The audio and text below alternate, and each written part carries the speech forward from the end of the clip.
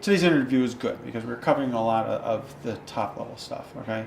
And I've looked at some of the other interviews, and they're going to appeal to the right group, okay? The problem is, in my opinion, they're not going to appeal to the group that we're really after. Who, and I answer this question because I want to know the answer to it. When you were a freshman or sophomore in college, and your professor said, "Hey, go listen to this stuff," would you want to sit and listen to that, or would it be an assignment? Same. If it's an assignment, it's not going to get what we need it to do, what you need it to do. What it is doing, and I think it's actually a really good thing, in a sidelight thing, is it's a really good thing because it's going to give engineers confidence. All of us work in this really tight-knit community. I mean, it's only 1 million professionals in the United States, or some number like that. It's a small percentage, okay? And especially when you start talking subdivisions, structural, mechanical, so you're in these little groups that we're doing this work, and we're talking to each other. We'll talk about different groups, different relations. So this isn't a blanket statement, but in the majority of cases, you will talk about an engineering project, but you will not talk about like Jeff Bach said in his, we took a column out and we didn't even think about midpoint bracing. And I went there and I said, oh crap, we don't talk about that in most instances. Okay, this is helping engineers to feel more comfortable in what we do, because they're seeing that they're not the only one, whether it's direct or indirect. They're seeing that, oh, there are other engineers that run into this and have these doubts, these questions or concerns in their career. That's super invaluable, and that will help it as it gets more traction among more professionals to see, oh, look at, I've thought this, but I wouldn't say it. How do you target to those groups where, the student that knows everything, right?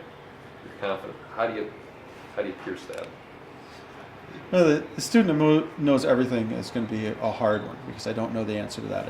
That one's going to take more detailed thought. I don't want to give that an unjust amount of consideration, because I think it's an important one that needs to be figured out, but without enough contemplation and consideration, I certainly wouldn't have the answer to that. And I don't know if I have an answer. Yeah, I know. Noodling on it, but yep. But where this project is not aimed at that student that knows everything. Okay, I mean, that's my strong feeling. We are talking to the B students, which is what I was, in all honesty. The people who are the average. Okay, yes, you're going to have the higher people, and it will attract them. But the guy who's the A+ student, you're going to have a really hard time getting their attention. Okay, as well as a student that's a D-, is that the minimum to pass, or whatever, C, whatever. You're going to have a hard time getting that. We need to be speaking to the volume, which is the middle of the bell curve. That are the people that are going in, are chugging along, are working in this thing, and they just as you started the project, and the reason for this project was they felt like, I know all this, but I don't know it. How does this really apply to real life? Those are the things that they didn't, you didn't, if I'm understanding the concept, you didn't realize you were looking for answers to. They're much easier to get to. This format is not the format I feel, and this is opinions, so, I feel will reach the group that you're looking for, the group that this project is ultimately aimed at. And ancillary, when you hit this core group, it will radiate out.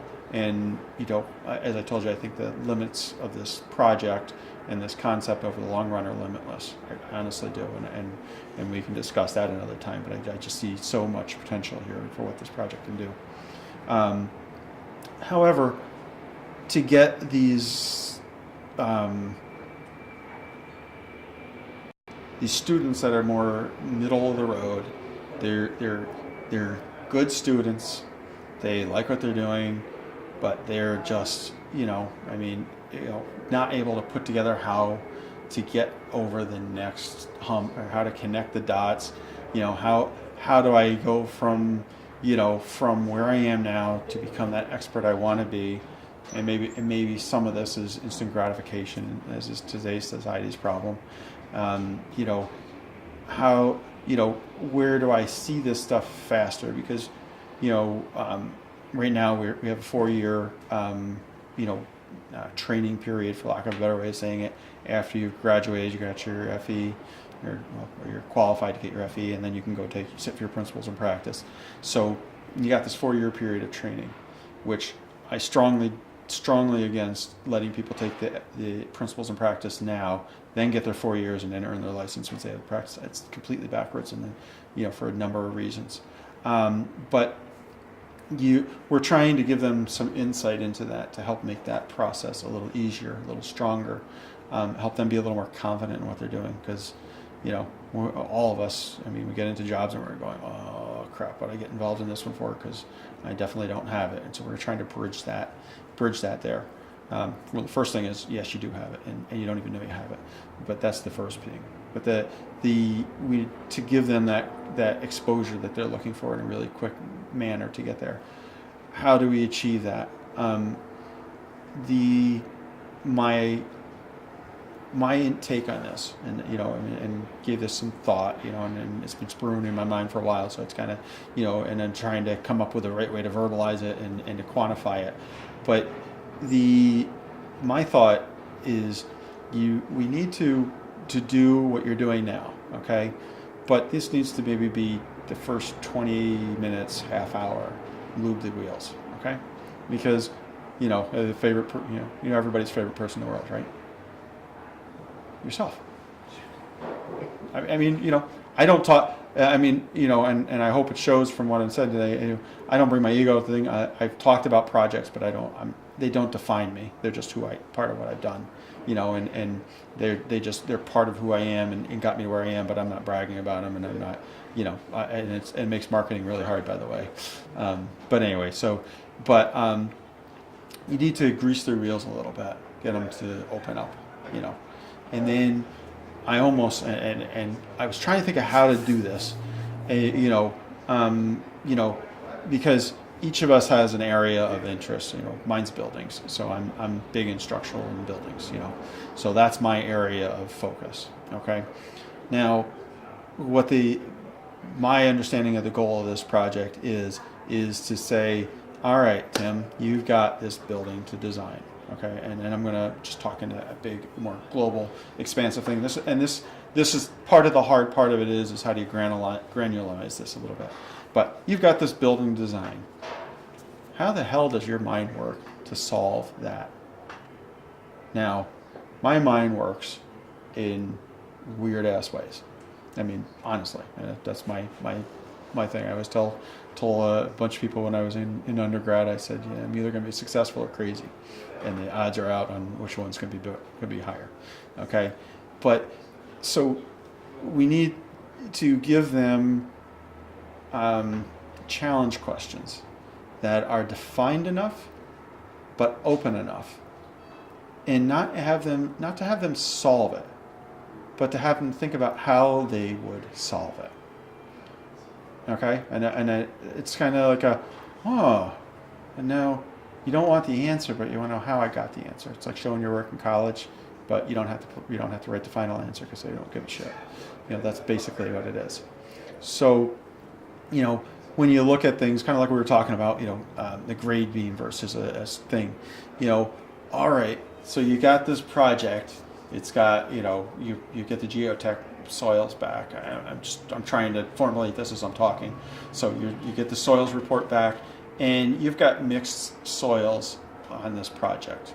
You've got a riff of really soft stuff, but then you've got great stuff on the sidelines. And of course, the landscape designer said your building's got to be right in the middle, right over top of it.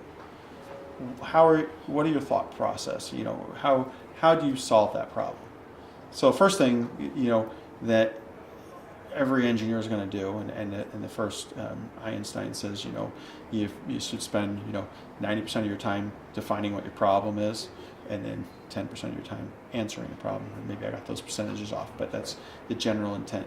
So the first thing is, okay, you've told me, you've gave me crap information, to be perfectly honest with you. So you told me that, you've told me you got the hard roof and everything. Where is the hard roof as far as the building goes? Because I don't understand it. Oh, well, here's the line, here's the curvature, and this is the area. Okay, what is that dimension? Okay, what is you've got a hard roof, and what are soft soils? Because that's subjective. I mean, you think about it, right? A hard riff could be a 12,000 psi, bearing, or it could be a 4,000 psi bearing, or it could be a 35,000 if you're talking granite or something like that. I think that's the number for granite. I don't remember that one off the top of my head. But so hard riff is subjective. Okay, what is soft? Is soft basically might as well not be there? Styrofoam, or is soft at 4,000 because it's nowhere near what your hard riff is on the sides? Different answers. Okay, so now the first step of the process is you define these are the real questions. This is what I'm trying to accomplish. As well as, now you can start talking. I mean, the list of questions can get huge because now you're talking, all right, is the building 1 story? Is it 20 stories? Is it, anyway, there's tons and tons of things. So, okay, so now I've narrowed down my field of questions, and I'm getting to a core problem on what this site is. All right, so hypothetically, all right, we're talking the hard rift has got, we've actually got about 8,000 pounds bearing over there. The soft rift is probably, maybe 1,000, 1,500 if you're lucky. You've got a 4-story building. And oh, by the way, the building is actually shaped like a T. And of course, where's that T fall? Oh yeah, right over the valley. Seriously. I mean, what are the problems, So now you say, okay, well, how do we approach that? So, from an engineering standpoint, you're going to quickly jump out, and you're going to pull out your soils salesman's flyer that just came in last week, and you're going to say, well, you know what they say you can do. We can put in soldier piles, and we can soil nail this, and then we can put in a new foundation. We can go down. Is that deep? What's the depth there? Oh, we can do end-bearing piles. We can do friction piles. We can do, we could do grade beams and just span over the whole thing, and we've got enough capacity, so we'll just have to upsize our foundations over here. We could do a raft foundation. I mean, a raft foundation will work, right? I mean, just get a big-ass raft foundation in there, and all of a sudden, the whole building floats. So now you start saying, okay, these are my potential solutions. Now you've taken here, you've cut off a whole bunch of stuff that is now no longer relevant because it doesn't address the real question. You've narrowed it down to, okay, you're getting closer. What's the real question? Now you've said, okay, these are my potential ones. I've got some answers. Okay, so now I've got these potential answers. Now you keep going down. You say, well, I mean, the way I look at it anyways is, what is in my client's best interest? Okay, now that may mean thinking outside the box. It may not just be that they want this building that's shaped like a T. It may not just be that they want the building to be no more than $50 million. It may be that they want this building shaped like a T. And oh, by the way, right now it's 5 stories, but we do hope to go up 5 more stories in the future. This site, we think this is going to be a great potential in the future. So now you're starting to say, okay, I've looked at this problem. Now I'm looking at the whole problem. Now when you get that information back, now you focus in on solving the real problem. So oh sorry, yeah, I was doing the pause. Yeah. So that'll be the one I'll do a trial of breaking off the 6 branches instead of queuing up the 4, which I think that was good. And I mean, that's kind of what I'm envisioning, because if you can get somebody to break down, and then, okay, everybody's gonna have a quick thought about how they do it, and it's got to be open enough, and and all of these are going to take some time to develop to be able to give them answers that are going to maybe not be off the thing, and you're going to and see what and then maybe once they've done this, gone through it, say, okay, so did you consider? Did you realize? Or what about if it was this? And and see how far their expansive knowledge went and how those pieces played together.